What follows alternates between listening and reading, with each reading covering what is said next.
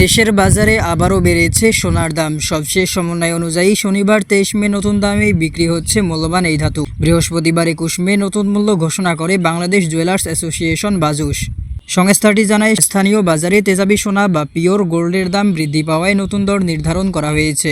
ওই দিন সকাল 10টা থেকে নতুন দাম কার্যকর করা হয়। নতুন দাম অনুযায়ী দেশে প্রতি ভরি 11.664 গ্রাম 22 ক্যারেট সোনা বিক্রি হচ্ছে 2,38,121 টাকায়।